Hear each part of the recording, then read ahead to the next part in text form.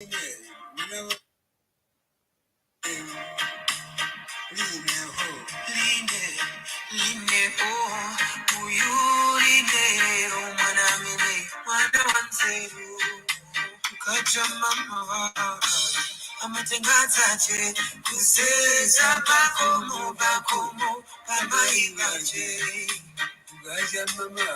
morning, I'm adding that Kusesa Bako Bako, the Maivaki, Magoro Ali, Nabuya Mikira, Akudiri, Nero, Manamine, Manawanze, Magoro Ali, Amuya Mikira, Akudiri, Nero, Manamine, Manawanze.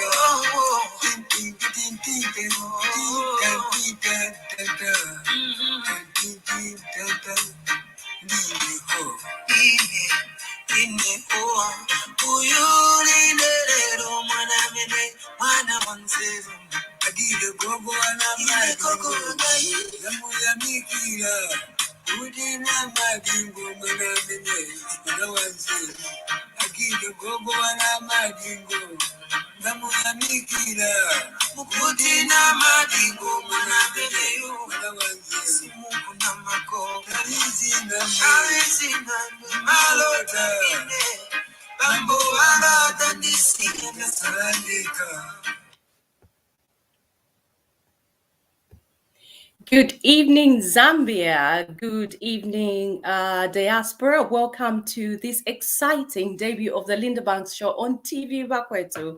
And I'm your host, Linda Banks. A special shout out to my Lamba family dotted all across the globe, especially Pamasaiti Boma. I say Mutende Mwane. Mulishani Mkwaiba Kopala, Kumuflira Copper Belt, the entire Copper Belt, Mulishani, Mwalivija Buti, Mulibwanji, Kurusaka Konse, Mulibwanji, Mulibuyani Kuchwombo, and everyone else who's watching us across the globe. Now, before we get started, the usual thing that we talk about, if you could kindly tag a friend, call a friend, share the link with at least 5 people within your communities, because tonight's program is going to be really exciting. And if you're a young person, I would say grab yourself a notepad and a pen, because the person that we're going to be talking to today, my guest tonight, is going to have quite a lot to impart on you guys. Okay, so we have, as I mentioned, we have a very special person joining us. And this person is a consultant. He's in leadership development. He's a facilitator of innovation and a trainer, a coach. He's an author. He advises the Tony Blair Africa Governance Initiative. And he is like an entrepreneur extraordinaire, and his name is Mr. Martin Kalungu Banda. Mr. Martin Kalungu Banda, welcome to TVBAKWETU. Thank you very much, Linda. Am I on? Yeah. Thank you very much for having me, and it's an honor to be on your show. Well, thank you for coming. Now, I have just been researching a lot about you, and you are a man of many talents. Now, I don't even know where to start from, actually. You started off training to be a priest, and that didn't quite work out. Can you please just take us through that? How did you get to training to be a priest? What inspired you? Linda, I grew up in a Catholic family in the northern part of our country. My father was a primary school head teacher. My mother tilled the land and looked after the family. And being Catholic Christians, my parents always expressed the wish that one of us, the boys, could become a priest. And I was fortunate enough to attend Lubushi Minor Seminary, which is a Catholic secondary school in northern Zambia, where we received quality education for no penny. Wow. And it was almost natural for everyone who was at Lubushi, upon completing grade 12 or from 5, those that were earlier, to proceed to the major seminary to try and train to be a Catholic priest. And I remember on the day that I got accepted to go to the University of Zambia, it was the same day that I received my acceptance letter to go to Mpima Major Seminary to go and study philosophy and other subjects en route to the Catholic priesthood. It was no-brainer for me to tear apart the acceptance letter from the University of Zambia because I felt the calling to go and become a priest. So it was that simple, coming from a Catholic family that wished there could be a Catholic son who could be a Catholic priest. And that's how I went to the major seminary. And I was there for 5 years until it became very clear at one time that that wasn't my calling. But I am fast tracking because it wasn't that easy for me to discern that this was not my life. Okay, I'll get to that point. I just want to know a little bit about your background, where you grew up from, what sort of household you came from, because you're very passionate about education. But I understand you were raised by a mother who never stepped foot into a classroom, but here you are, a very educated man. So can you just give us a little bit of a background about where you grew up from? I think mine is the story of most Zambians of my age. That even if you had parents that never went to school, for some reason they understood the importance of education. They thirsted, they hungered for education. In my case, I was fortunate that my father was a head teacher in primary school, and my mother was taking care of the home. But also beyond the home, then she grew the food that fed us throughout the year. But she also grew the food. Part of it was sold in order to send us to school. I am third out of 8 children. The first 3 of us were boys. And in that case, then my mother raised me almost like a girl. And when I asked why she did that, she had one simple answer. The first 3 of you were boys.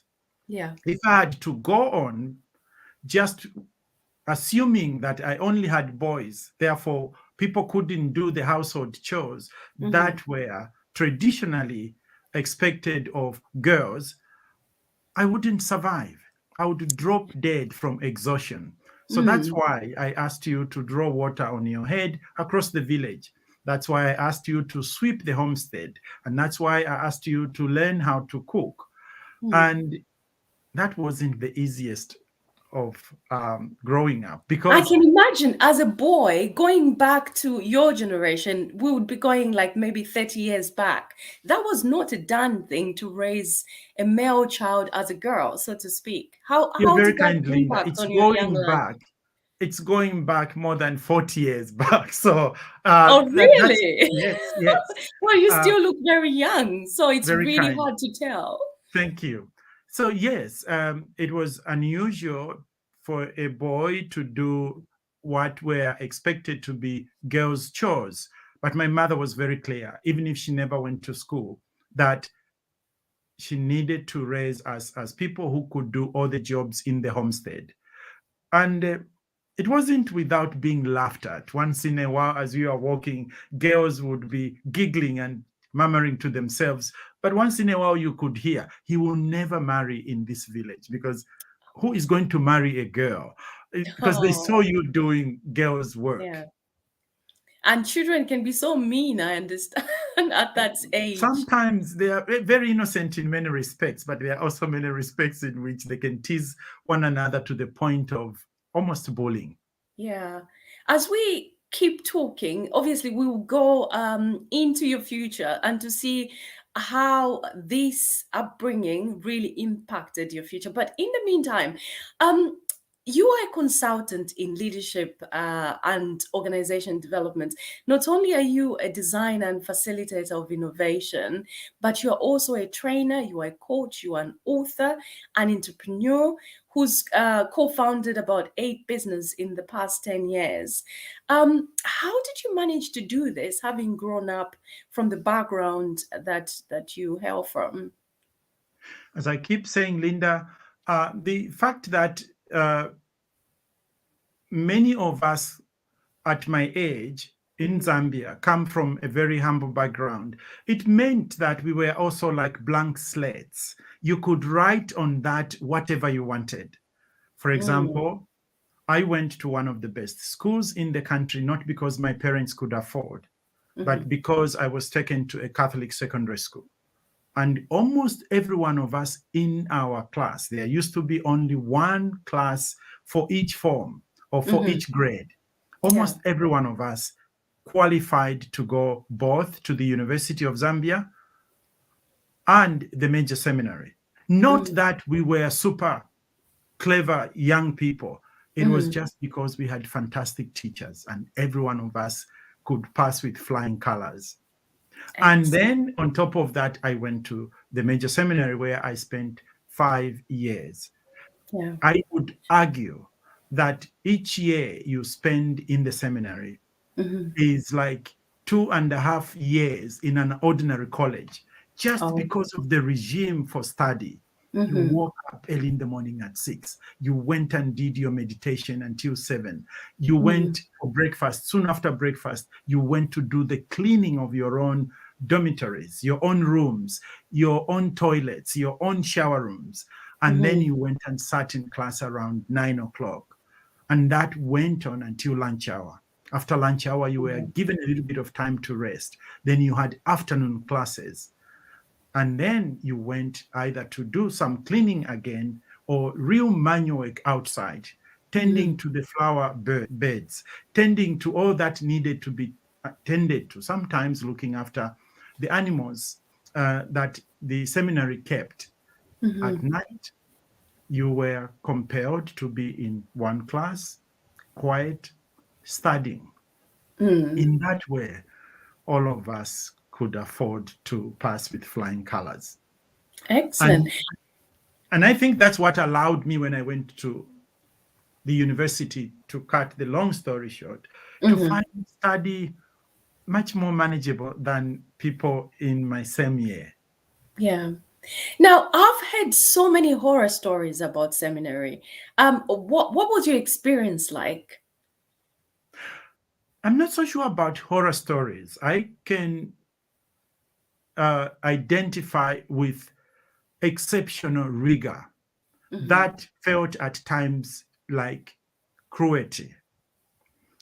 Rigor in the sense that, as I said, you woke up religiously each Mhm. day, possibly except Saturday and Sunday. Woke up earlier than 6 a.m. You followed moments for prayer, for study. You followed moments for eating in the community. You Mhm. did manual work, as I said earlier on. That regime was unusual for those of us that were coming, especially from non-minor seminaries. Mhm. It was strict. Study was core.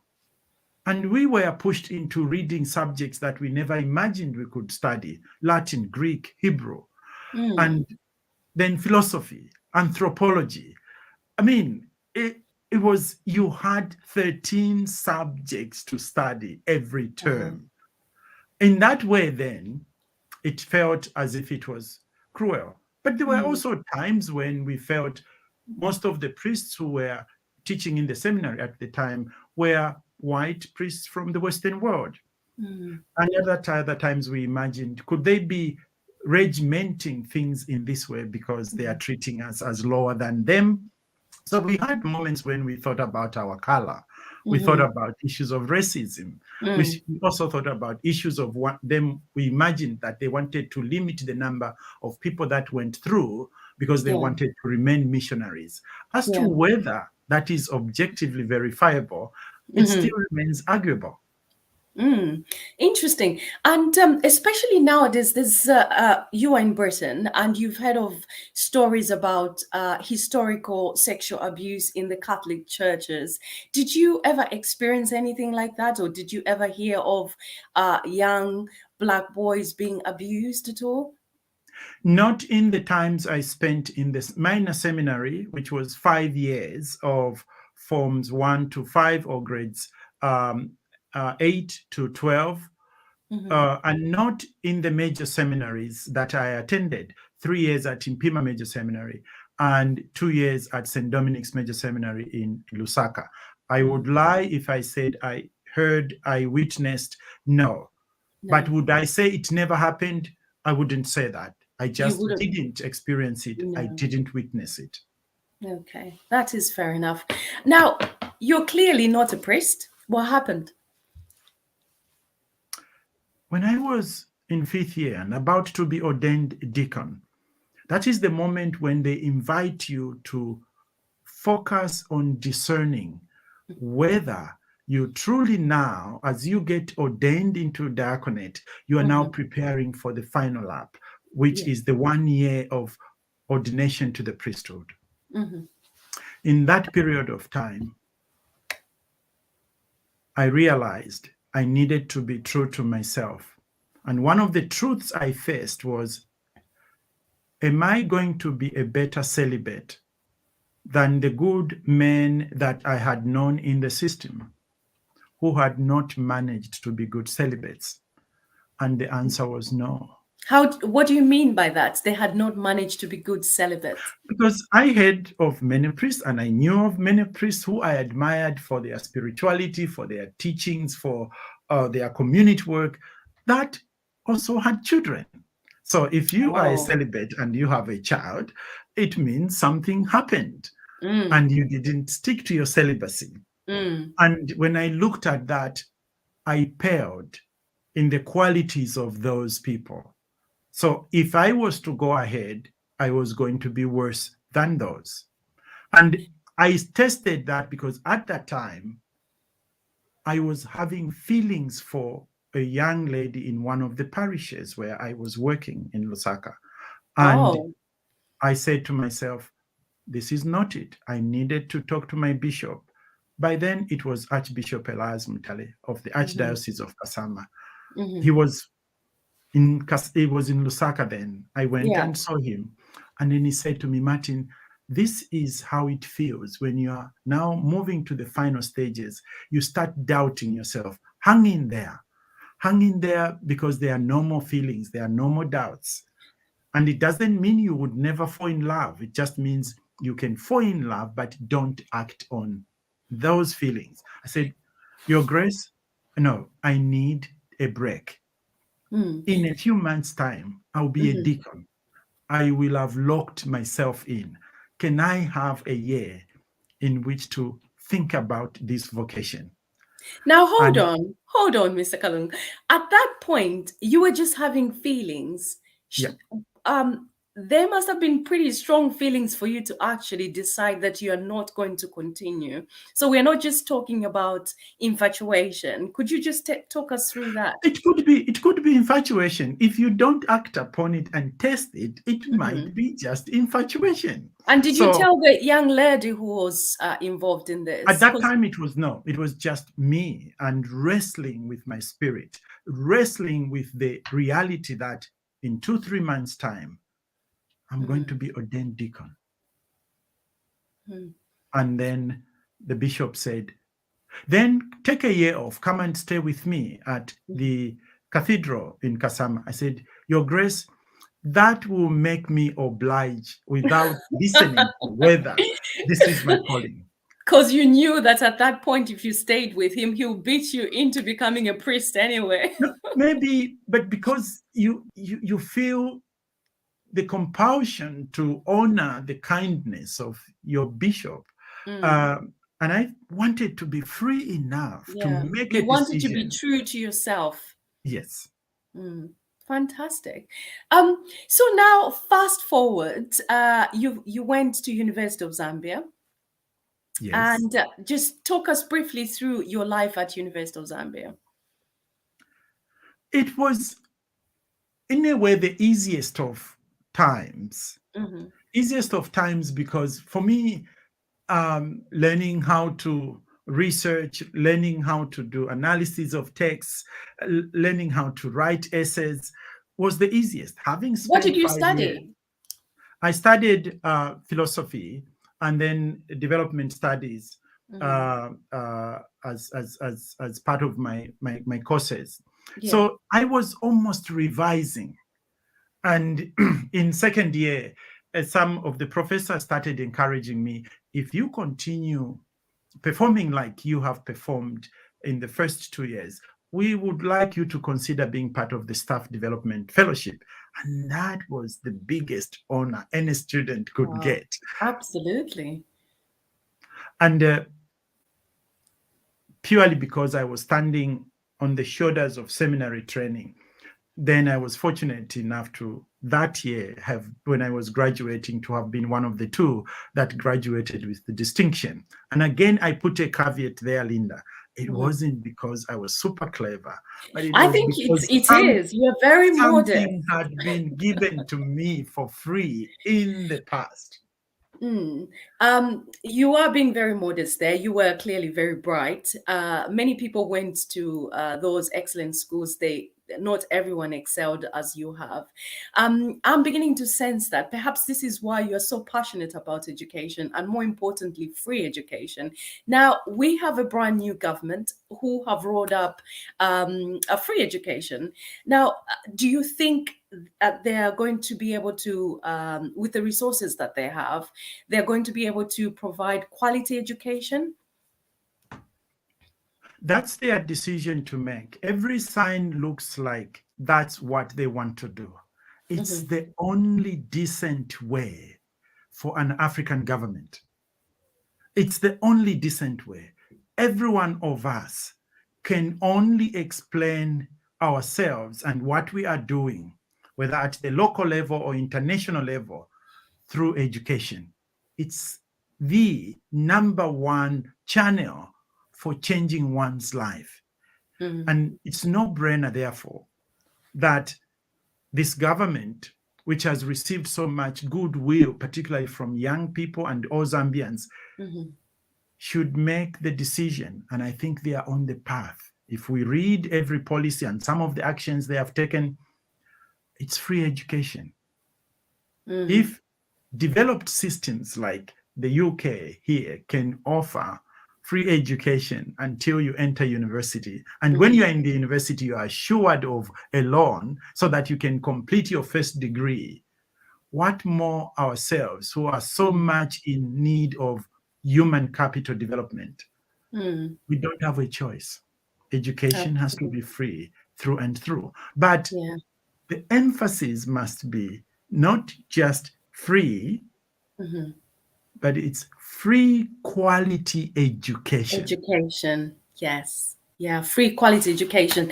We're going to touch slightly on how that quality education can be provided. Both of us are pedagogists, we're lecturers, so we're very passionate about these subjects. We'll dive deeper later on. But I want to find out how you met your wife, because you were at University of Zambia, and I understand that's where you met your wife of 27 years, 27 or 28?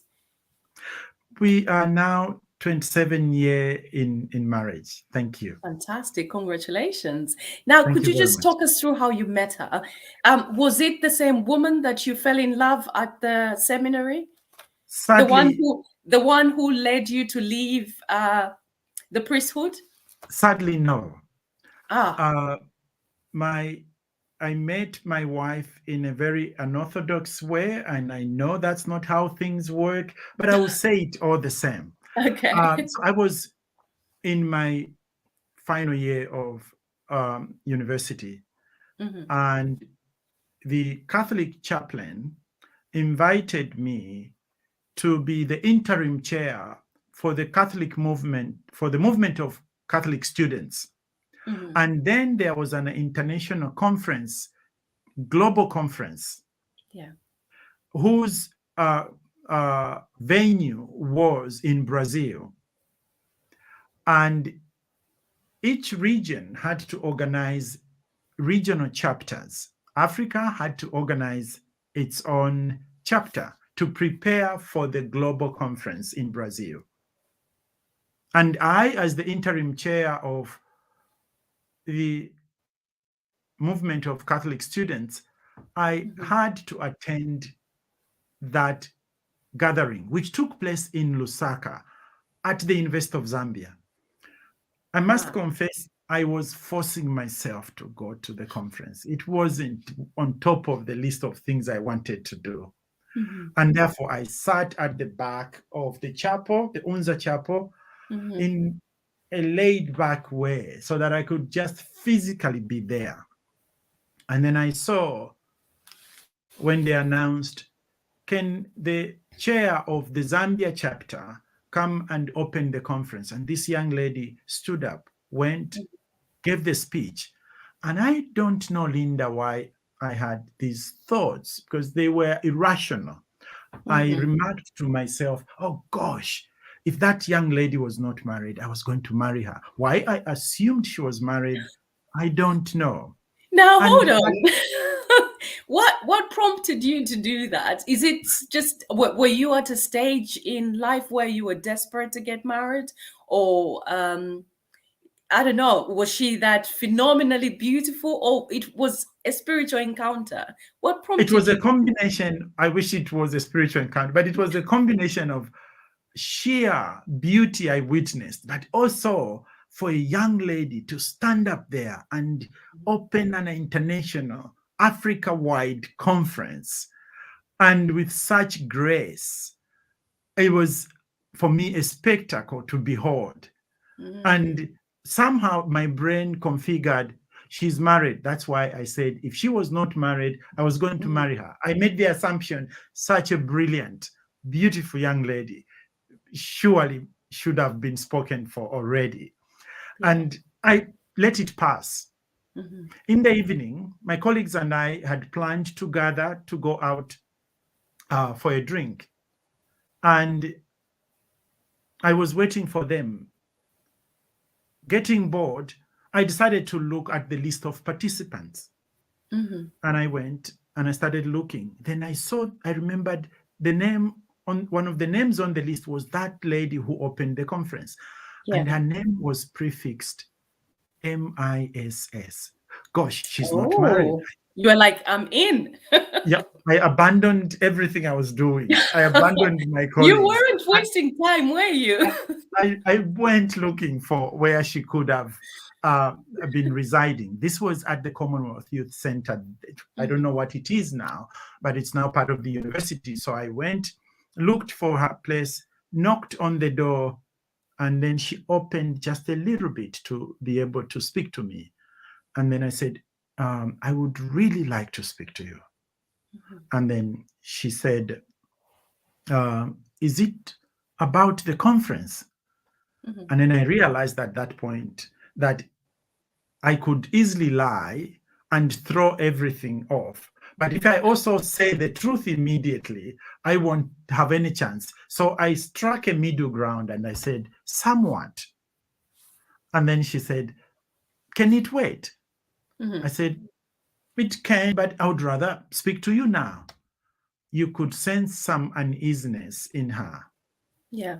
And then I said to her, if it helps, could you leave the door ajar so that people who are passing in the corridor, so that she could feel a bit more comfortable. It's to secure comfort, yes. Yeah. She said, hold on, went back, clad herself a little bit more, came back, allowed me to sit on the little chair there was. And then I said, my name is Martin Kalungu. If you agree to marry me, I am going to explain to my current girlfriend that I've met someone I would like to marry. That is very forward. Were you in the habit of just bumping into girls and telling them, if you agree to marry me, I will dump my girlfriend? No. So she kicked me out of her room. She said, get out of here. I'm not surprised. She said, you must be drunk. And by then, Linda, I wasn't taking any alcohol at all. Wow. So I walked out, went away. The following morning, I looked for her during breakfast and I said, just to set the record straight, I wasn't drunk last night. I am not drunk now. And I would still ask you the same question. Interesting. To cut the long story short. Yeah. To cut the long story short, that's the lady I have been living with for the last 27 years. Fantastic. That's a brilliant story. Absolutely brilliant. Now, I'm going to fast forward you now to your time in South Africa. So you had finished university and then you got an opportunity to go and study. You got a scholarship to go and study in the United Kingdom. Could you just briefly talk us through how that came about and what you came to study in Britain? So when I graduated from the University of Zambia, in those days, you could choose one or two places to go to. I had a job with Irish Aid. I got a job with the National Assembly. I actually elected to go and work for National Assembly as an assistant principal clerk for administration and human resources. Okay, hold that thought, Mr. Kalungu Banda, because I can see a lot of young people joining the broadcast. And some may be wondering, I've just finished my degree at the University of Zambia. I never got such opportunities. I've just finished college. I never got such opportunities. How did that come to be? How did you get such employment opportunities as well as scholarship opportunities? It's a combination of factors, and I am truly empathetic with young people nowadays. In my time, there were only two universities, which originally were one located in two campuses. That is the University of Zambia, and then there was the Copperbelt University. Yeah. So there was a funnel of very few people with degrees coming out. But in my time, things had started changing. Jobs were not as available as colleagues who had completed, let's say, 10, 15 years earlier. But there were still many opportunities. But more so, if you passed with very good grades, as I was fortunate to have done, you could easily have a choice. And that's how I got a job with the Irish Aid. And within the same period of time, I got a job with the National Assembly.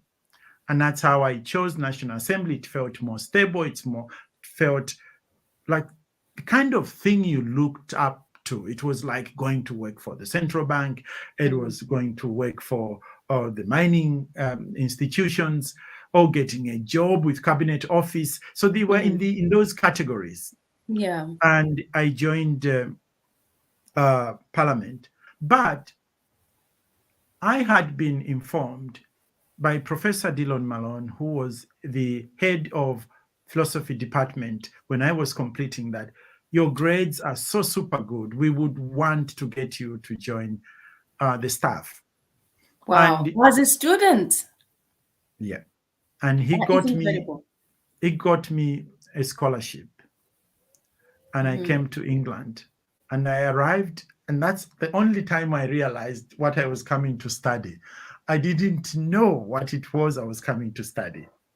That is fascinating. So was this just an open scholarship? Are there such things as open scholarships? It was through the Commonwealth, scholarship, but I Mm. didn't have to do. Somehow they used to give some to some of the departments or people they thought needed, and Yeah. I don't remember ever applying for that. Now, do you think those scholarships still exist for They some do. students who are watching? Do they still exist?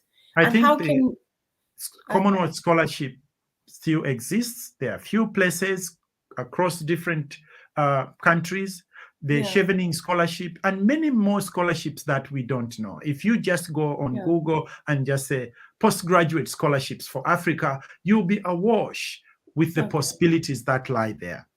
Fantastic. So if you're a young person, you've just joined, by the way, welcome to TVBAKWETU and thanks for joining us. I have noticed that none of you guys are sending stars. What is going on? You know we exist through star sending. So kindly send us those fantastic stars. That would be amazing. It's a free service. So when you send us those stars, that will keep TVBAKWETU in existence. And also, could you just kindly let me know where you're watching us from? I think it's quite nice to know where the viewership is coming from. So if you could just type in the comment section below the town and country where you're watching us from, that would be incredible. And also, it might be helpful for us to give you advices where you can find some of these scholarships, depending on where you are. Lovely. So carry on, please. And then you arrived in England with your casaca, and you didn't know what you're going to what you're I, going to study. I didn't know, but I was fortunate that actually I was picked from the airport, Heathrow, by Oh, one of the professors. fantastic. And I just assumed that was normal, but no, it Yeah. wasn't. No, I can tell And you categorically it's not normal. That's not how I landed, like some professor waiting for me at Heathrow. It was dark, it was cold, there's no one there. You had to find your way. How did you get so lucky? it was because I was going into a very experimental program. I Ah, was one of the only two students, postgraduate students, that this program had at the University of Warwick. It was called Public Affairs. So they were having us as guinea pigs, a yeah. Scottish colleague of mine and myself. So they Public felt they affairs. needed. What is that? Did you know that entailed? I only knew eventually as I began to attend lectures, and public affairs meant they wanted to train people who could reasonably understand what public needs, public solutions could be. So you did a few modules of law, you did a few modules of administration, you did a few modules Ah, of politics, and so so it on. all came together perfectly. Absolutely. You were not a specialist. I wasn't a specialist in anything, but I had touched bits and pieces to the Mm, point that when I returned home, and Professor Dillon Malone said, "So, Martin, what did you specialize in? And what do you think you are going to teach?" yeah. It was a matter of engaging in dialogue. And then we Mm. decided I was going to teach philosophy for the first year. Incredible. Now, you went to University of Zambia to teach, and you are one of those very lucky pedagogists who have had the privilege to start your own course. And uh, I'm pleased to announce viewers that this course is still in existence at the University of Zambia. Could you just tell us a little bit about that and how it came to be? So when I returned, indeed, I started teaching business ethics. I started teaching philosophy. Mhm. After 1 year, I sat down and said, I learned so much from many other elements. And one of the courses that jumped out to me was a business course around Mhm. ethics and what is needed in order Mm. for us to run institutions that have a high ethical standard. Yeah. And I ended up designing a course in business ethics. But colleagues and senior people in the university said, oh, no, no, no. It takes a little bit of time for someone to set up, to Yeah. introduce a course in the university. And therefore, they shoved it away in a polite way and even Mhm. said, even if we said yes to this course, you Mm-hmm. don't have materials. You need a minimum number of access to journals. You need a Mm-hmm. minimum number of textbooks. So this can't fly off. And the university doesn't have the kind of budget to just The sprinkle typical on a new problems. course There's no like that. budget for this. Yeah. So someone, I hope Mm-hmm. they do remember, Mm-hmm. I am eternally grateful. Someone, Karisto Chitamfia, who was a young, vibrant journalist. I'm in touch with Karisto. I hope he's watching. If he's not, I'll tag him. That is fantastic. So Karisto Chitamfia invited me to be Yeah. sharing some of these concepts around business and ethics. Yeah.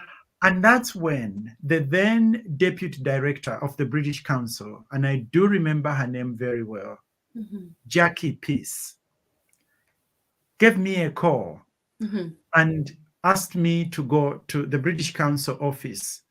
By then, they were in the city center.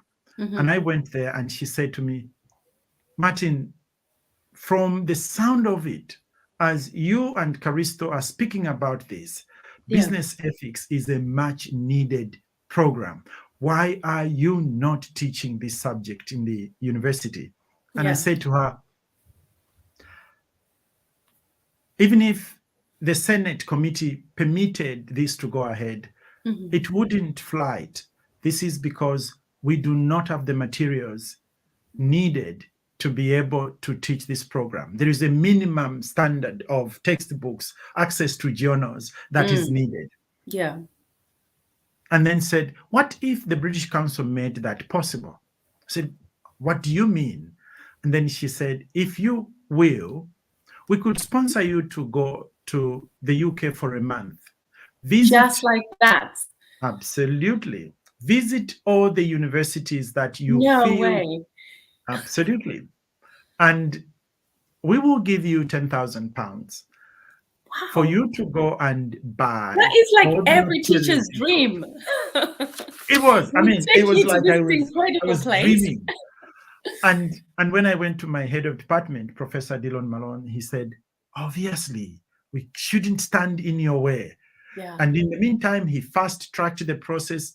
The course was heard again in the Senate committee, academic committee, and the course was passed. And I got on the plane, came over to England, traveled university after university. Now, which universities stood out for you when you arrived in England, when you were doing your research? If my memory serves me right, it's several. I had the opportunity to go to Cambridge because I had connections of people who could introduce me there. Mm-hmm. I had the opportunity to go to Leeds. Certainly, I came to Oxford. I do remember going to London Business School. And there were always people who were willing to help me, to share with me their bibliographies, how they had designed their programs, how they assessed the students. In the meantime, I was marking the sort of books and journals I needed to press an order for. But I was also lucky that someone said, you know, the best way to learn and teach business ethics is to come with practitioners, businessmen and women, leaders in government who are working on core issues of ethics. And that's how I was introduced to Prince Charles's organization, which was at the time called the Prince of Wales Business Leaders Forum.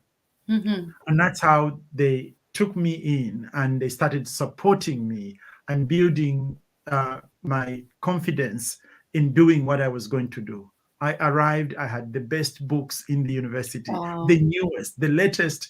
The latest of everything. So you literally had to do the scheme of work, you have to do lesson plans. Yeah.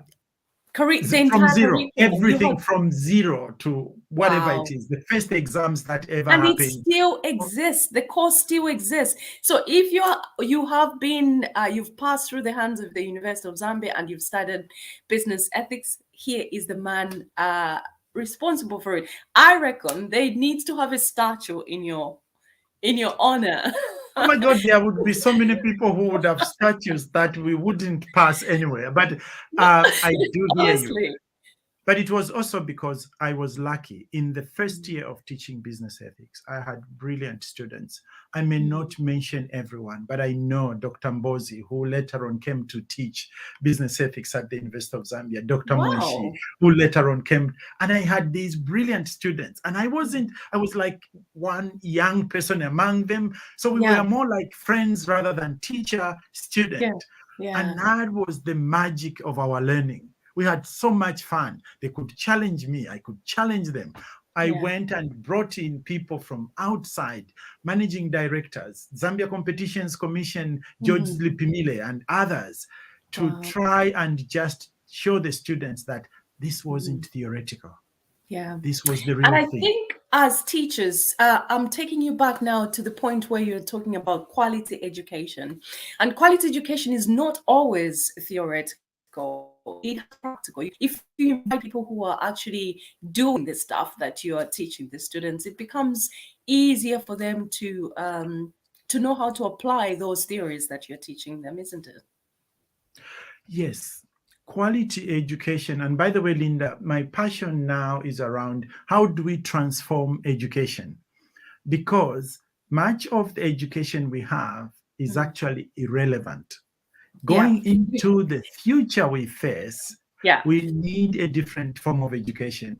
You have preempted my question. I was going to ask you about changing the curriculum. Now go for it. Thank you. We are teaching, the things we are teaching in many of our universities are absolutely obsolete. And they are not essential to the future we face. Let me explain. I am fortunate enough to teach at the Said Business School here in Oxford. I am fortunate enough to be a visiting fellow at the Massachusetts Institute of Technology, MIT in Boston. These first-class universities are questioning their relevance, and they are beating themselves to try and reinvent themselves for the future we face. Most of the things we are training our students on are things that will soon enough or already are being better done by machines, by Absolutely. artificial intelligence. Yeah. Yeah. And more so, we need to prepare people for something different. It doesn't pay, Linda, to train someone up to a degree level, master's degree level, PhD level, and they can still steal public funds. There is something wrong with that education. If you went through all that and you can steal what doesn't belong to you, we must question whether that education system works. So what do you think is going on there? What is going wrong? Because you can pass all the grade, the marks. You are being asked about where this plateau is found. You are being asked when a particular institution became independent. How is that going to help you in terms of... How is that going to help you? Even if you are doing economics and you are being asked about how you determine exchange rates, for God's sake, there are now tools that will do that at a split second. So that's not the area. No. It's how do we humans realize our place in the world? And how do we relate with one another in such a way that we are all better off? If we are not tuned into that, it doesn't really matter how many calculations we can make. If our heart can go to sleep at night when we have used resources that don't belong to us, then that education doesn't count for anything. The education would have failed you, definitely. The points that you just raised about having machinery or apps that can do certain jobs in a nanosecond, I was quite sad to, when I visited Zambia, to see that there's a shortage of chalk and teachers were not teaching because there was no chalk. I don't ever remember using chalk during my training as a lecturer or during any of my teaching experiences here. We don't use chalk at all. So obviously you've got these smart whiteboards that do incredible things. They're like singing and dancing whiteboards. I'm sure you do the same. And it made me really sad because the difference from what is happening in our education institutions here compared to what is happening back home. Students are not learning because the teacher doesn't have chalk.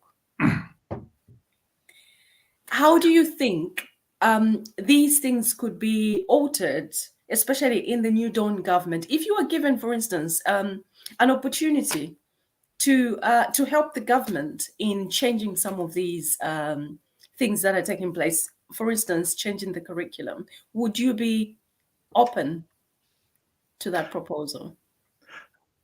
There are very capable people in the New Dawn government, and I hope they will continue to expand the capacity of capable people. For example, the Minister for Higher Education, Mr. Douglas Siakalima, who was my colleague at the University of Zambia when we were students, but also in the Students' Union.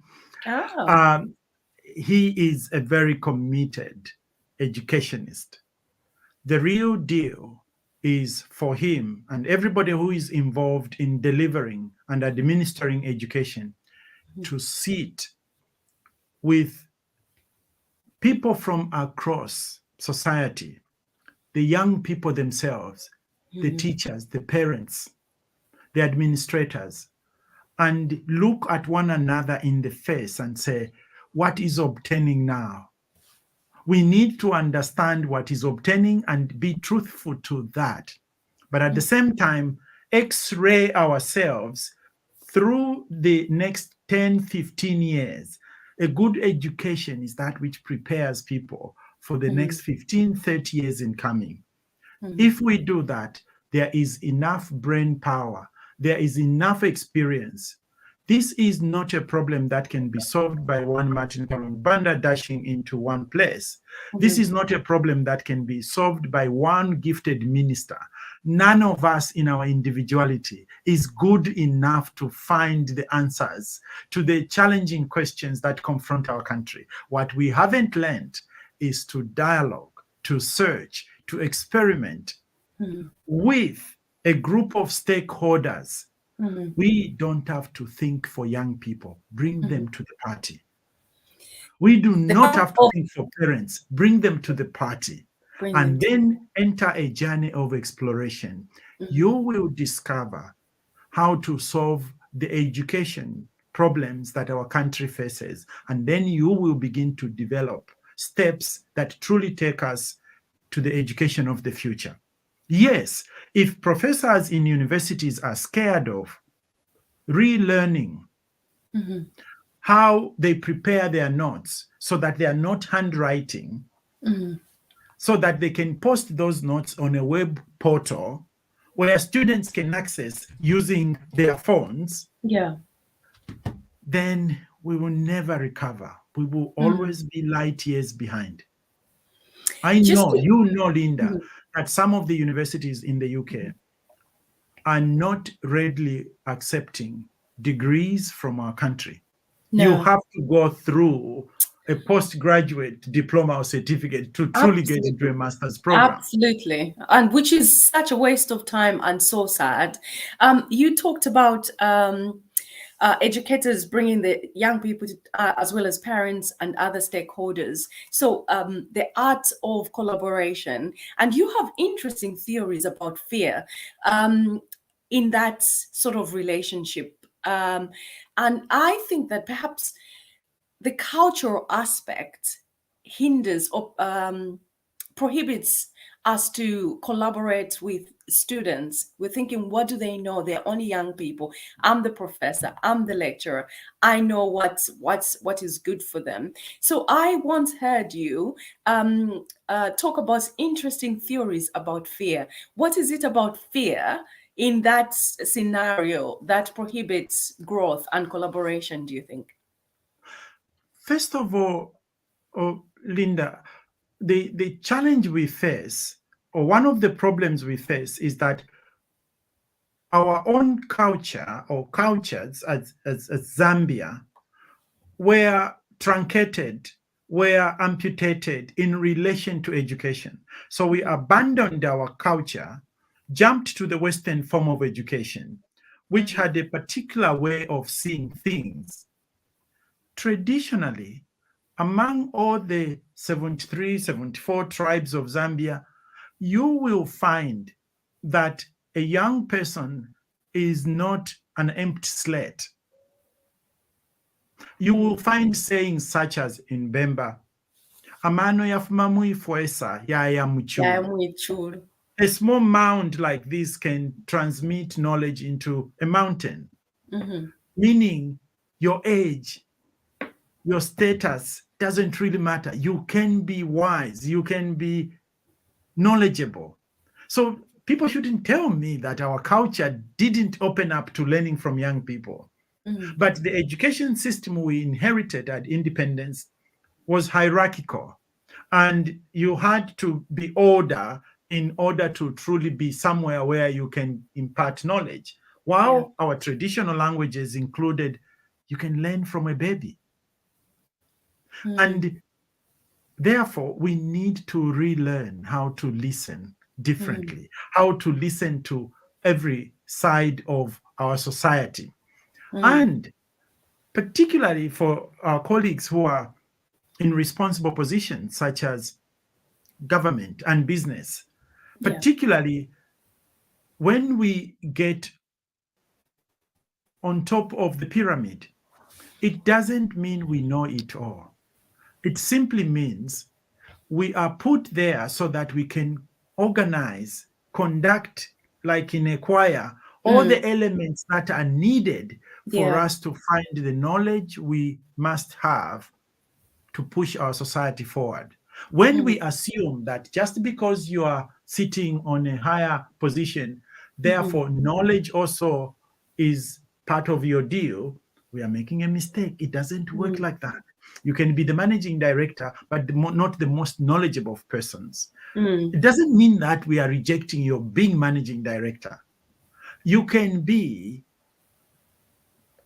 minister of XYZ. It doesn't mean that you know, if you're in charge of agriculture, then you know everything there is to be done about agriculture.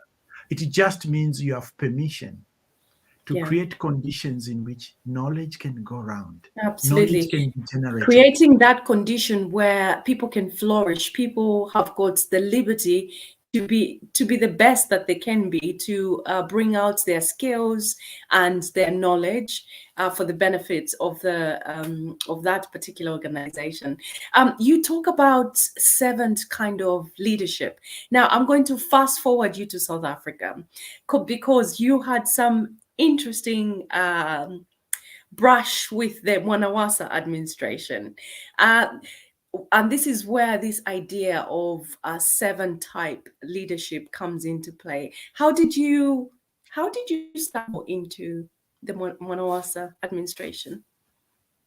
How did that come about? I had moved to South Africa to take up a regional role in the oil industry for BP. So I was working as corporate Very different affairs. from playing with chalk at University of Zambia. Moving from the University of Zambia, yes. I once looked at the newspaper and I was talking to my wife and I said, you know what? If I applied for this job, I would actually get it. And my wife was touting me and said, oh, no, you wouldn't. She knew I wasn't going to apply. So she told me, can you write the application letter? I wrote, and then she took it to BP. They called me for interviews and I was going there just for the sake of doing it. I wasn't interested to leave UNZA. So I went into these interviews and the managing director at one time during the interview stopped talking to me and started reading a novel in the interview. Oh, that's not a good sign. It wasn't a good sign. and I could see the HR director, and I will name her because she was And is this in Zambia or South Africa? In Zambia. Okay. Her name was Mrs. Ida Nkoma. She kept Oh, being the managing director. yeah. And then finally, she couldn't What's this just man's name? We've got a name and shame. What is his name? No, you hear the story. His name is Daniel Moroka. He was a Mswana. He's still a Mswana managing director who had come to Zambia when BP was in real trouble financially. Yeah. And she literally now couldn't continue helping him. She grabbed the book and says, for God's sake, we are interviewing a candidate here. Good for her. And then he said, I think he is just one of those clever guys who say the right things. I don't think he can come and do the job when we get him. And then he was extremely honorable. He said, that's why I have checked out. You decide. Whatever you decide will be fine by me. And yeah. And then you seem to have your path in life. It seems like everything has been orchestrated by some divine. But this is true about all of us, Linda. This is not just about Martin. All of us, when we stop. Okay. How can you tap into that then, if you believe it's true about all of us? How do you tap into that? It's learning from time to time to stop. What's going on around me? Young people, listen carefully here. This is what I want them to listen. Linda, to get the habit of watching yourself as if you are looking at another. Okay. You will notice that life is continuously throwing opportunities at you that you do not see because you are busy looking where you think you must look. That's not the job of our life. The job of our life is to observe what life itself, and if you believe in God, what God wants out of your life. Have you heard of this saying, like life is what happens to you when you're busy making other plans? Beautiful. Actually, that summarizes it. Because, and I wouldn't claim I knew this from the beginning. It was much later in life, as I was growing older, that I realized, gosh, life is constantly throwing opportunities at me. I could be busy looking in that direction. Learn to stop. Observe yourself as if you are looking at another person. You will begin to notice these pathways slightly more than you currently do. Anyway, coming back to the story, Linda. Yeah, and I was going to say, life did definitely throw some major opportunities for you because you ended up having something to do with President Mwanawasa. Yes, so this bit I'm telling you happened in such a way that literally in the end, I was given the job, corporate affairs manager for BP Zambia, the first corporate affairs job, I think, in Zambia. And then the man said, you are here, the managing director, you are here. We have to make this work. And within 3 weeks, he left the country to go on leave, and he left me as acting managing director. And then when I said, no, Mr. Moroka, you can't do that. Did he say, don't burn anything? Don't burn the house down? He simply said, Martin, what did you think you were coming to? This is a senior management role, and I will from time to time leave you as acting MD. And by the way, in my village, Sabong, we don't have any phone connection. So don't hope to ask me if something goes wrong. There is a senior team here that is going to help you to run the business. And he left.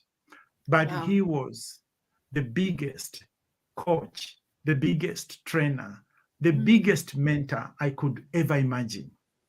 What's the one thing you remember from that experience from him that you'd impart on some young people who are watching right now?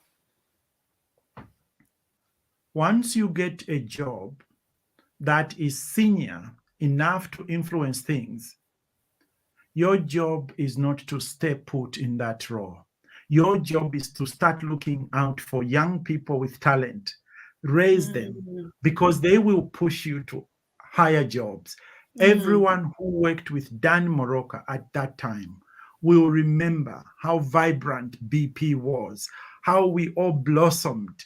And in the end, we pushed him and he became head of the commercial division for BP Africa, not Zambia. Wow, that And is he amazing. pulled many of us again. He was a Mswana, but in Zambia, he was number one Zambian. He wanted Zambians to thrive.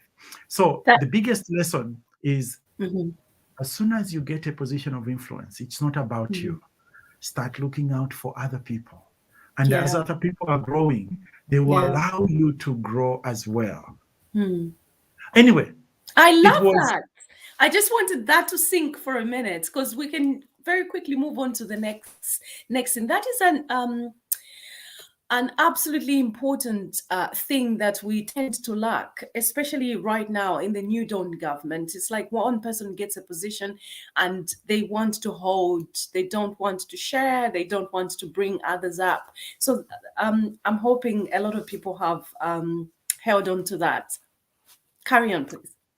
So when he moved to Cape Town, he almost inspired many of us to take up Africa regional roles in BP. Incredible. It was a mass exodus of the talented people to go to Cape Town, and we did. And in that period, I was fortunate enough to have been picked among the 20. The business started preparing for the future leadership of the oil industry, not only in Africa, but globally. And I was put on a training program. And there was another young Zambian who was there. And we were on this one-year program where we were learning what it truly means to lead transformation, to change things and people. What do you think you did to deserve that? Again, as I ask you these questions, I'm thinking about the young person at the other side of the screen thinking, Mr. Kalungu Banda was very lucky. He was born lucky. You know, his stars were aligned in the right direction. And yet, perhaps it's not quite as simple as that. What did you do to deserve It's a those combination positions? of what you have shared. Part of it is sheer luck. That I joined BP when Mr. Moroka was there. If it was another managing director, it would have been a different story. You must have done something as well to stand out. What I try to do, like I suspect yourself, Linda, is when you are given an opportunity like this, throw in everything you can. I wasn't a business person. I wasn't an oil industry person. When I went there, I wanted to learn. I read as much as I could. I read a lot of history of how BP started. I read everything I could. I went back to my corporate affairs. Now you know how paths meet. I had studied public affairs. Now in this job, everything manifested as public affairs. Do you know what I'd say? That is interesting. I always have this theory that you've got to be prepared for an opportunity before an opportunity presents itself. So you could be learning something and you think it's futile. And for me, free education in whatever form it comes, it's a free webinar, free online lesson. Someone says, I'm providing free Facebook lessons, I'm there. And people will be like, why are you learning that? So if you had ignored that lesson, that course, it wouldn't have helped you, would it? No. And it was all these things culminating. And every time, the different paths. Remember, I would have felt extremely delayed. I went to the university very late. Those that I was with in first year, I had left, they were in grade 7 when I was in grade 12. Now things came back and I was with them and it felt like, oh gosh, here I am. Will I ever recover from this? That's the human me thinking, because I wanted to create my own path, which was a lot of nonsense. And then the things started converging. And when I was in Cape Town, I started finding moments of dissatisfaction with my work, not because it wasn't well paying. I mean, this was a regional role in a huge private company, an In oil an company. oil company. Yeah. But there was this feeling every time I was meditating. I used to have a practice every morning before I woke up. I sat down for 30 minutes to an hour to just reflect about my life and what God and life wanted out of me. And then I would go to the office. In those moments of silence, I started getting feelings of, what if what I am learning for running this company could be applied to running a government? And that's why, in one moment of craziness, I arrived in my office, picked the phone, called a friend back in Zambia. There was no awash internet then. And I said, could you find me the number to the president's office? And Linda, my friend, responded, Martin, what have you been smoking?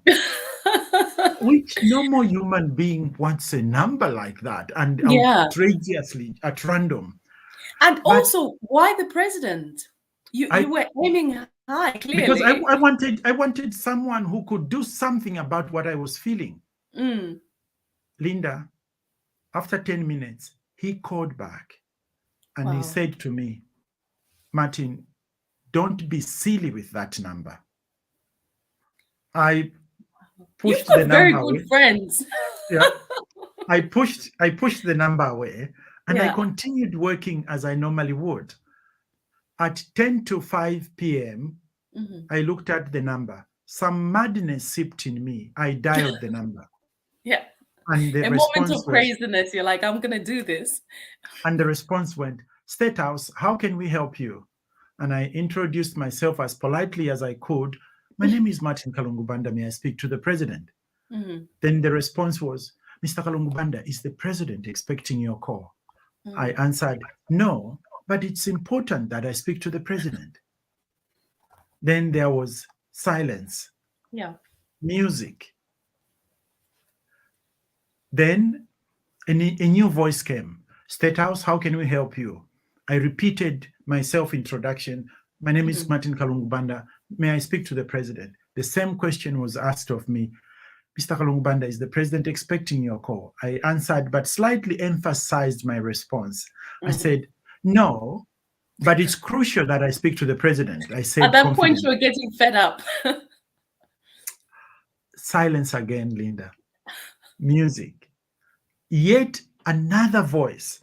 Oh. By then, as you would suspect, I had grown impatient. So I simply said, my name is Martin.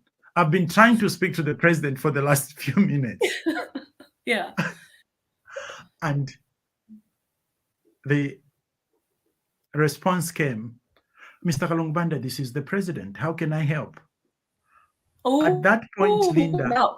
Now, at that point, pause a minute. This is President Mwanawasa's voice. Did you believe it was him, or did you think someone... It was unmistakable. You know how he used to speak. It was unmistakable. Yes, it was had a unmistakable. very distinctive voice. Yeah. And when I responded, Linda, I said the wrong thing. What did you say? I said, pray tell, what did you say? I said, I'm terribly sorry, sir. I didn't vote for you in the last election.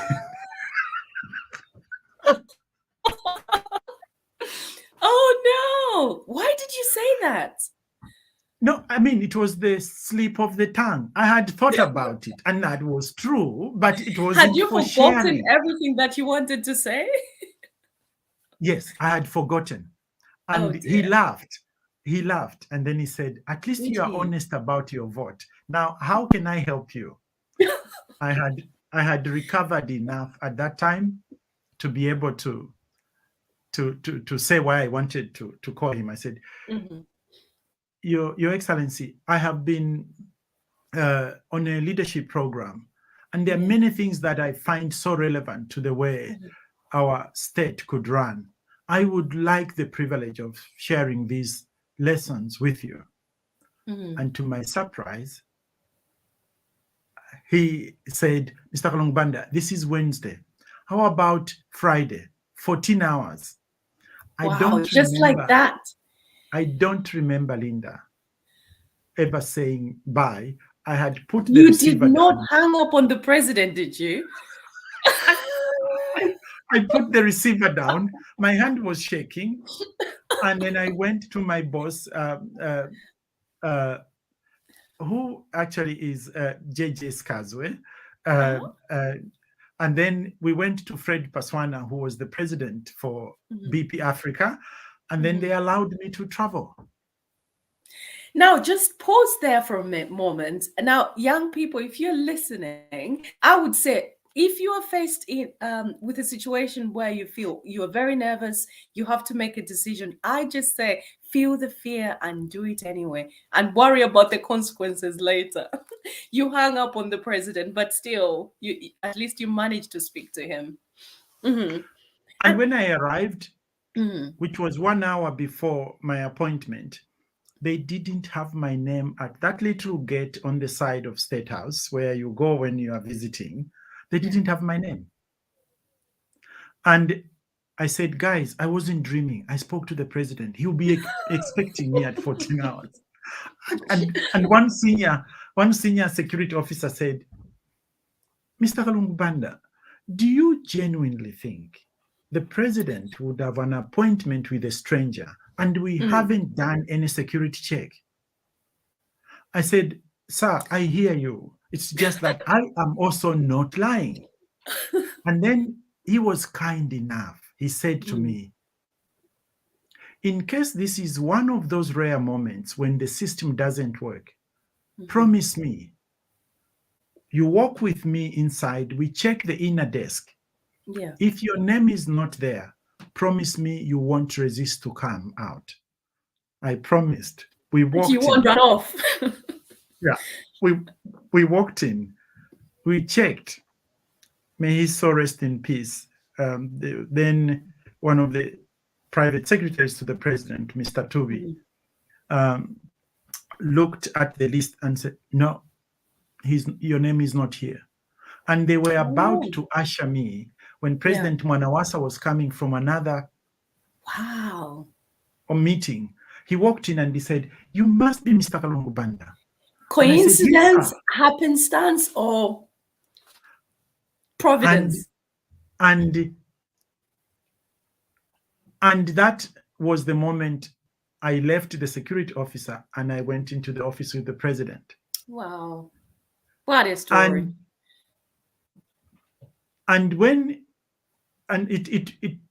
When I chatted with him, he said, Martin, I need more time to understand these things.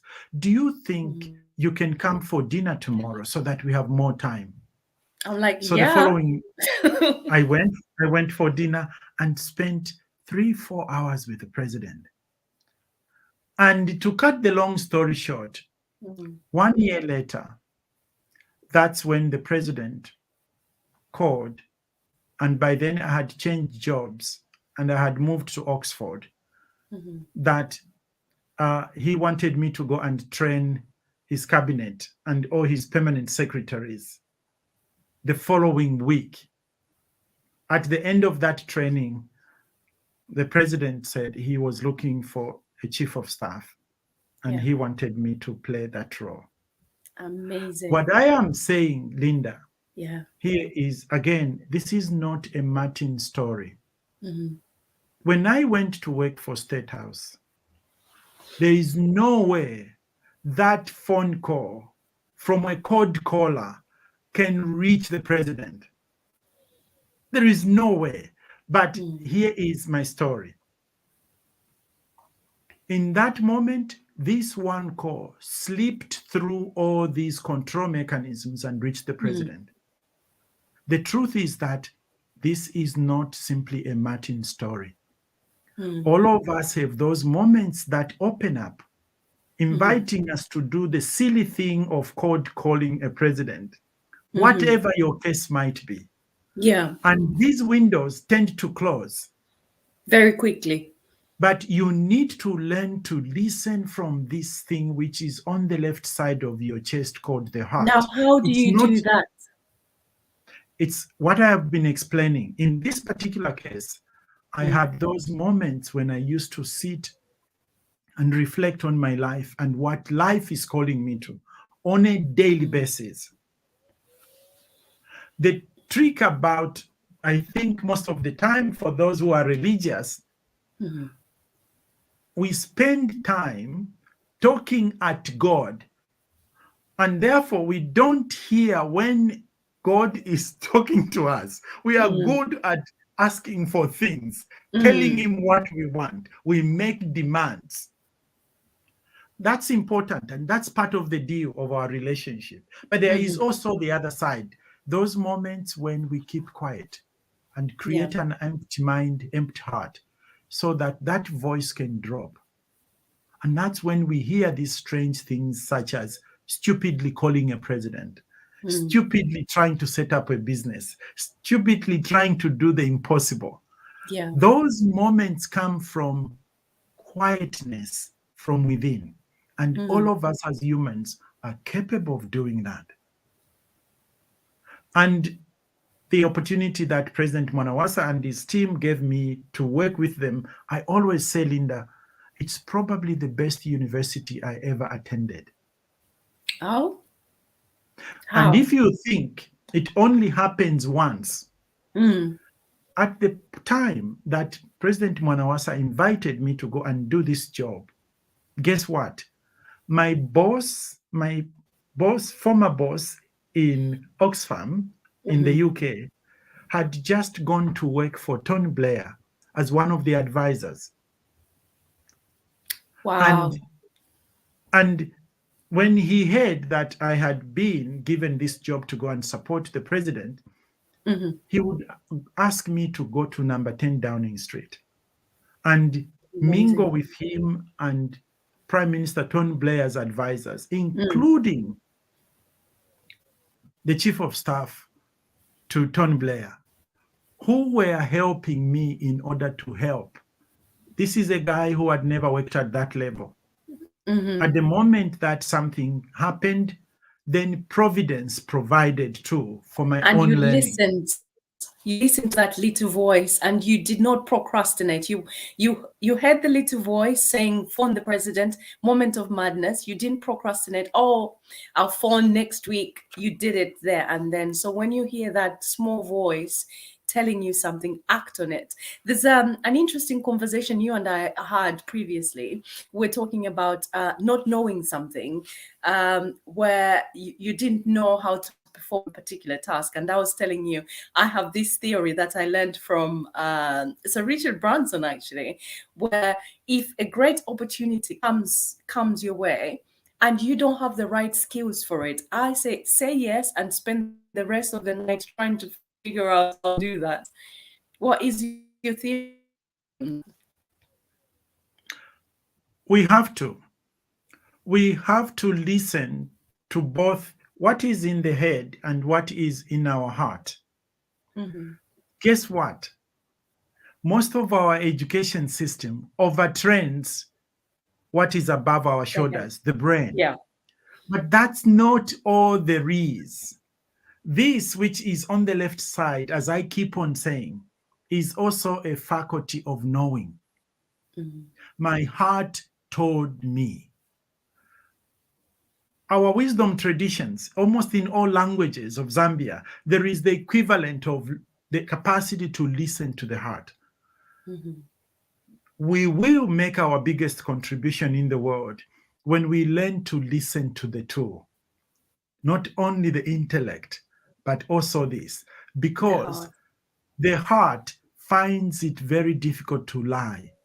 The brain can create stories and diversions. The heart is straightforward. We are now learning this through neuroscience, that actually through the vagus nerve, the heart sends more messages to the brain than the other way around.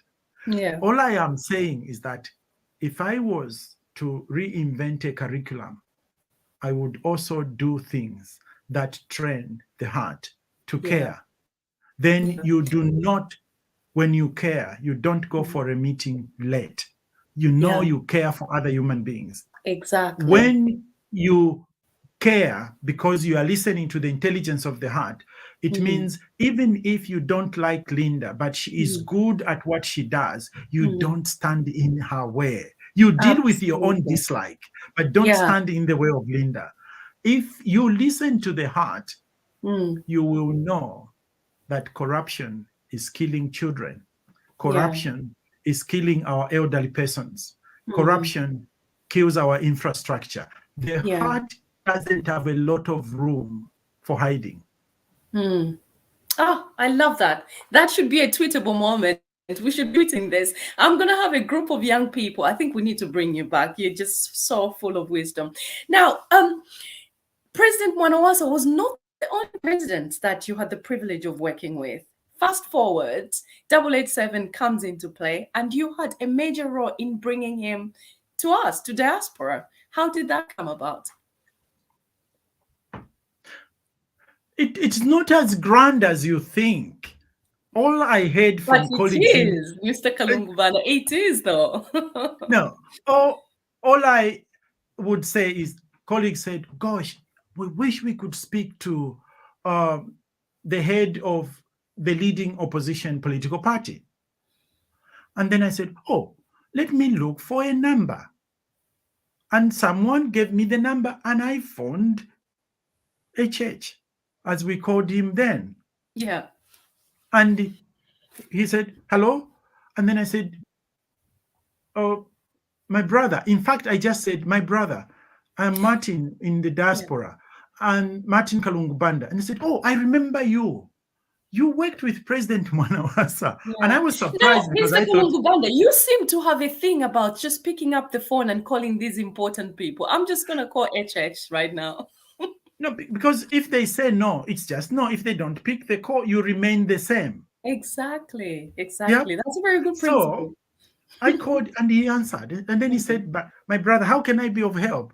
And then I said, we in the Diaspora would like to have a chat with you. We'd like to know what you are seeking to do in case you become president of Zambia. And then he said, so when can that meeting be? I said, it's online. He said, yeah, just tell me. Tell me the hour, tell me the time, and which platform, and I will be there. And that was, he came and we had a chat. And when they wanted him the second time, again, I lifted the phone and I spoke to him. You would send him a text message and he would reply. He owed me nothing. I owed him nothing. He was just responding to a human being who had a question for him. In all honesty, I didn't even think he knew me. Well, he knows you. He does more than just know you. I have been reliably informed that he is so in love with your work. And those are the words that I heard. I'm thinking, now what has Mr. Kalungu Banda done for the Republican president to be so besotted with your work?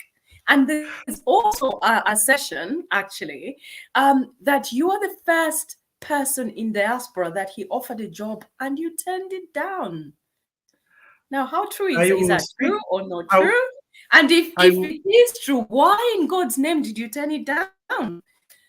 I will speak to you in all sincerity. No, I haven't spoken to the president since he won elections.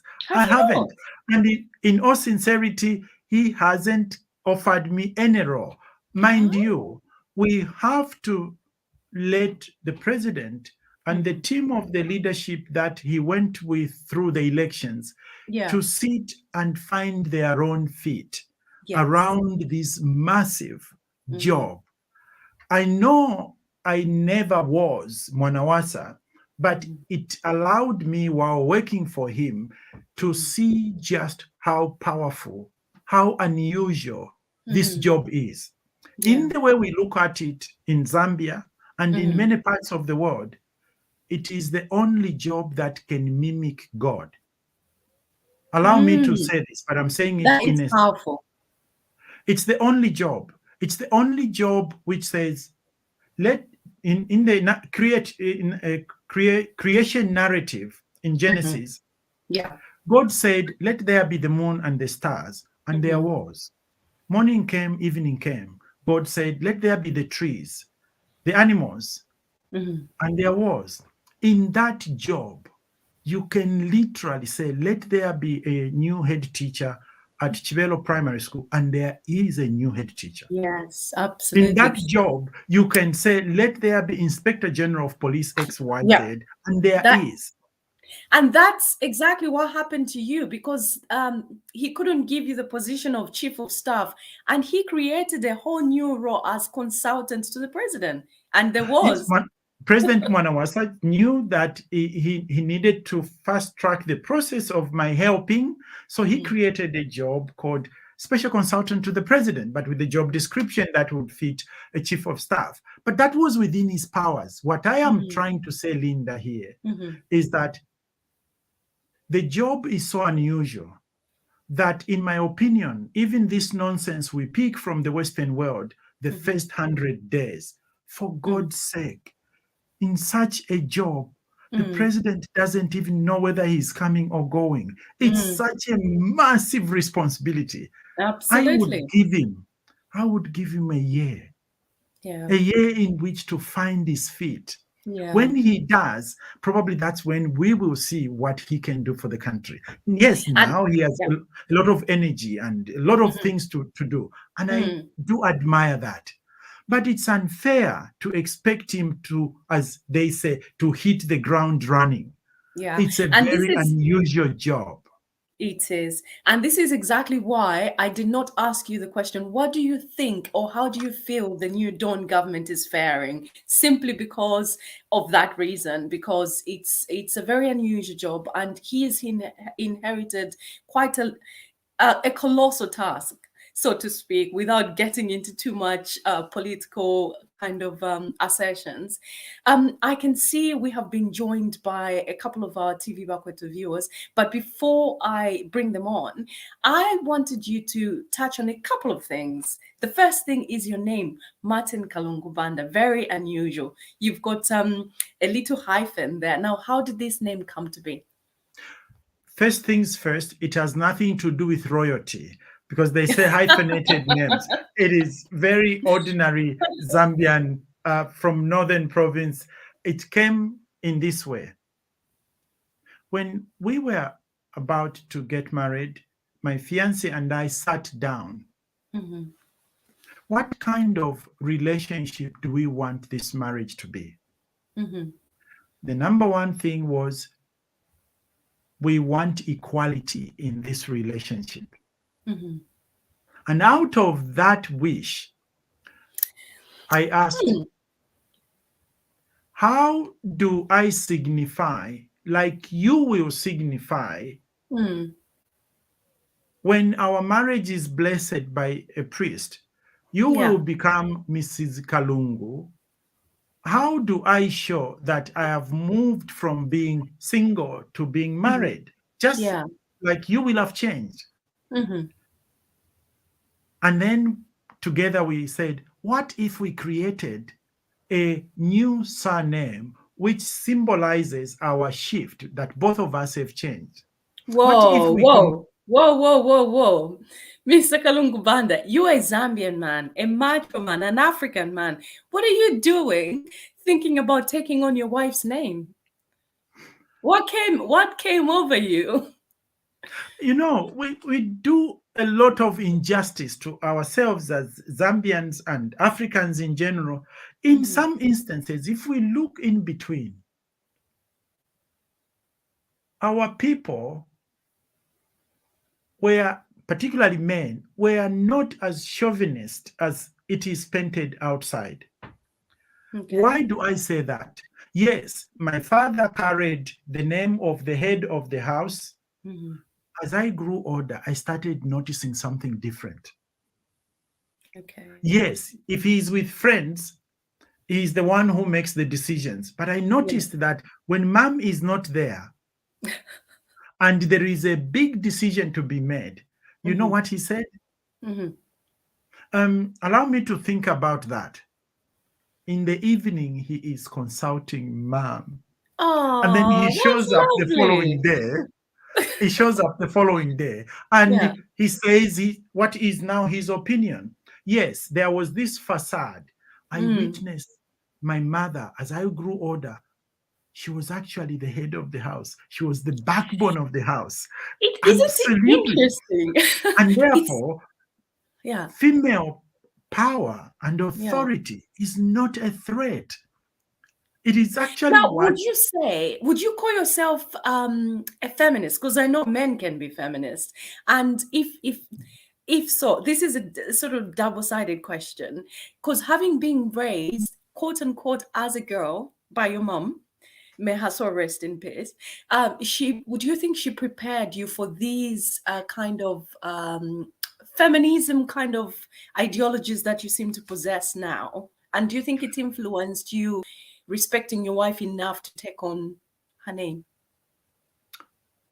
there could be many sources, including the fact that I witnessed my mom exert herself while still respecting that. I have to tell you this story because for Okay. me, it showed how artful our mothers, women in general, can be without bothering about the headship. But it doesn't mean that we shouldn't allow them to be the head. So one moment, I had a new pair of shoes. I was, I think, in primary 6 or so. I played football in the pair of shoes. It ripped in the wrong place. It couldn't easily be repaired. In the evening, you should have seen as we sat by the fire, my father, literally, it was fire coming from him. How could you just spoil a pair of shoes one day of wearing it?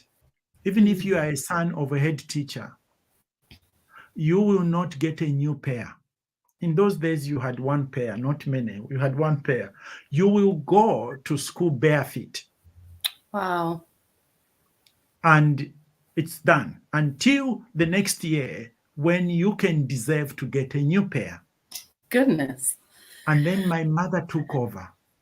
After he stopped, my mother took over with an even sterner voice. And this was a kid she was talking to, but she went like, is this how you can treat your father when he is breaking his back to feed all of us, to feed all of you and other people who are back in our village? How could you treat him like that? If he dies because he's working hard for you, I will blame you. Linda, think of it. Mom is saying those words and I'm sitting there as a little kid. Oh dear, you're just little. And then here is her next line. Then she says, the pair I'm going to buy tomorrow is the last. Oh. You know what she had done? She had just reversed Dad's decision. Yeah, And but in looking a at very, Dad, very clever way, without absolutely. demasculining him. And looking at Dad, he was still sitting there with his importance. He had been given what he needed, glorification that you are. But Yeah, actually, he's the my real husband. decision You was you that, disrespected my husband. yeah, the real decision was that, no, you are not going to go to school with bare feet. I'm going to buy a new pair. But she needed to give Dad his feeling off. Yeah. And in a way, for me, I learned women who are powerful are not a threat. Actually, they will do you a lot of service. They will help you. And that's why taking on my wife's name to become Kalungu Banda wasn't a big deal. Although I must say, there There's a were times story. when I was whipped with that. I remember at one time a friend phoned me and said, "Oh, Martin, have you seen today's newspapers?" I said, "No." He says, "Go and get the newspaper, my friend." I rushed outside. I was staying at Marshlands because I was teaching in the university. I rushed and I picked the Post newspaper and I opened the newspaper, and the whole middle page was about me because a Post journalist had come to our little flat, interviewed us over the name. Oh. Yeah. And Because do you actually realize you are the only Zambian, the first and the only Zambian man who's taken on a wife's name? Did you know this? I'm not so sure. I don't know. But for me, Well, it was now just you the do. natural thing to do. And Linda, the title was "Meet a Man Who Has Been Married by His Wife." Typical Zambian journalism, sensationalized. And because I phoned him and I said, "Oh no, that title was not right." He said, "What do you No. mean?" I said, "If you are writing if you wanted to insult me, you should have used one of the local languages, because in our local languages, women don't marry, they get married." Yeah. You get the idea? In English, if you are writing in English, you are losing the plot. In English, a man or a woman can marry. So it's not weighed on one. And then he said, No. "What do you mean?" I said, "That's what you said, meet a man who has been married by his wife." That's actually true. Yeah. But it could Now also that's be true on the other side. But the this is impact a he wanted to problem. make should have been in the local language. So we It laughed should have about been. it. This is a trouble of trying to insult an intelligent man. They'll correct your English, which is fascinating. I'll ask you one last question, and I can see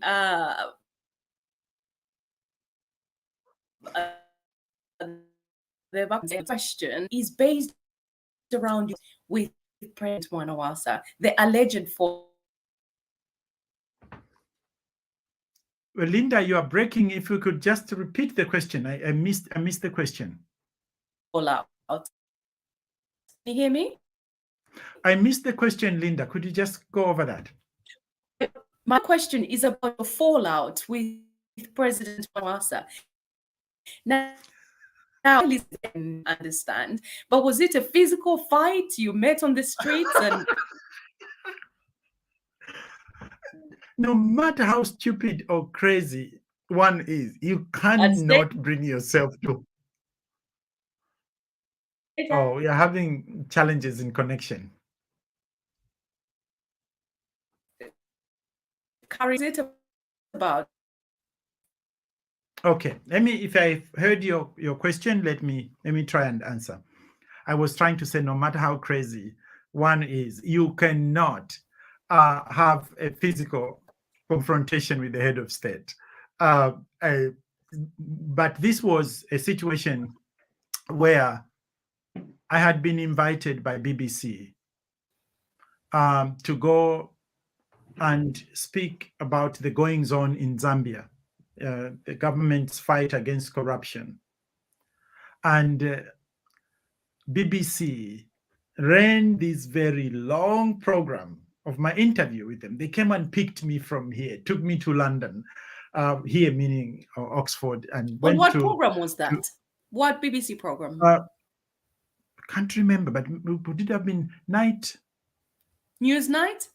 Newsnight. It was Newsnight. It was Newsnight that they you know how they would focus on one issue in order to drill in there. And I thought it was a good interview. But when the editor communicated that, by then I had left President Mwanawasa and I'd come back to work here in Oxford.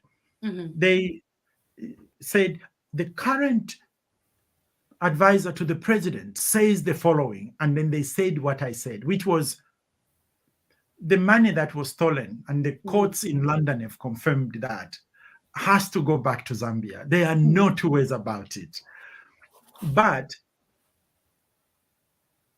the following few days, there came a headline in Zambia: Mwanawasa disowns Martin Kalungu Banda. And I phoned the president's home. I couldn't speak to him. I spoke to the first lady. And then she said, "What is it?" I said, "The president has said this about me. And I don't think it's fair that he didn't check with me." And then the first lady said, "Obviously, Mr. Kalungu Banda, you are upset. I will let him know." So to cut the long story short, our embassy in London phoned or communicated with State House in Zambia that Martin's intervention may be seen as meddling in the proceedings of the court and the country can be held in contempt. Something completely outrageous. And that's what prompted the president to respond in that the way he did. Yeah. Now, sadly, he passed on. Did you ever get chance to reunite or to reconcile? He called. He called. And straight after? I was angry and he was angry. And I said, Your Excellency, after I served you in the manner that I did, and I feel very privileged that you allowed me to serve the country through you.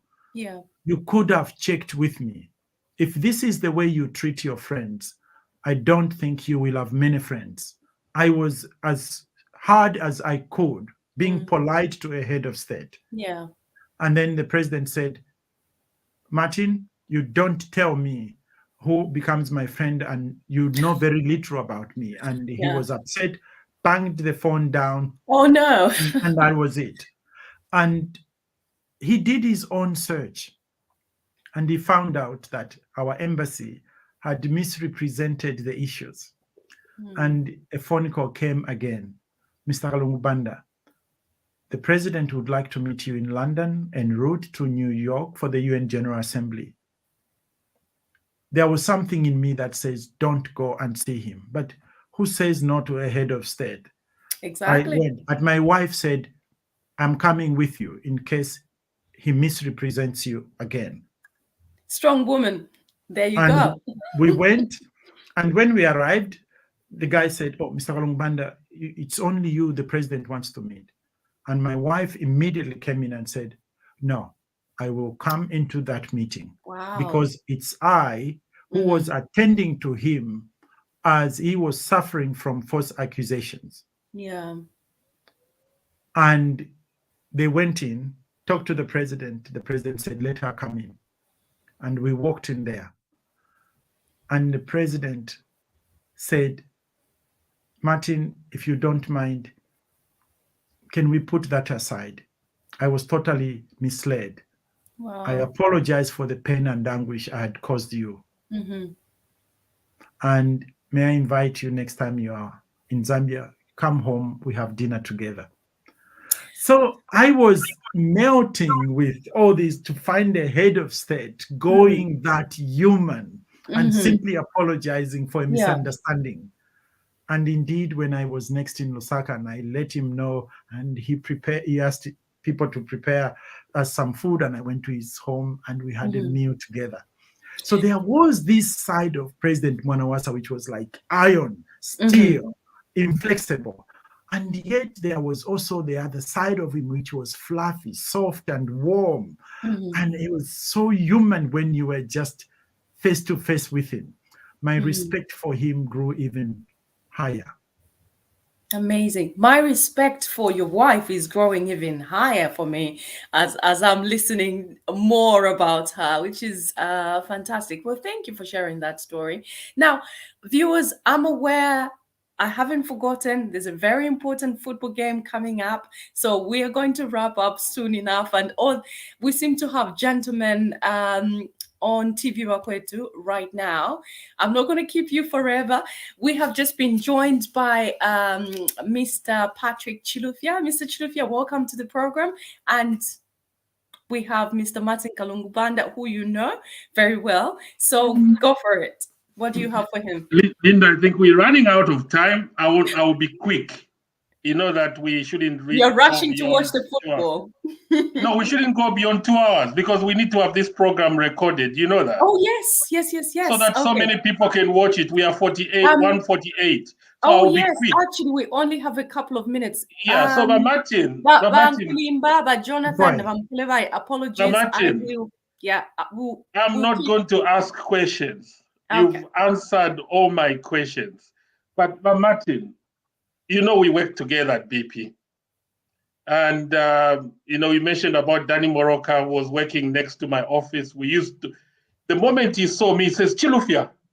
And then he mentioned, Mulenga Kapwepwe, Chilufya Kapwepwe. And, you know, he took me for lunch. Wonderful. You know, I was with Castro. Mhm. And then when BP bought us, Yeah, I moved to Cape Town. absolutely. Yeah. And he used to be next to my office. And he took me to lunch the moment he just saw Chilufya. The Yeah. man loved Zambia. But Martin, I'll be quick.